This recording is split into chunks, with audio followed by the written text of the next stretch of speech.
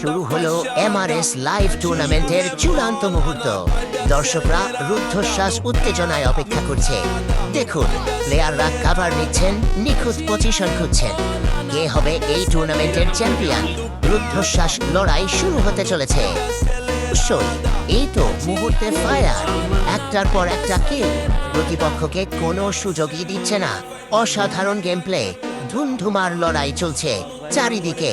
কে থামাবে এই প্লেয়ারকে? মনে হচ্ছে আজকের দিনটি তারই। দেখি কি করে ওয়াটম্যান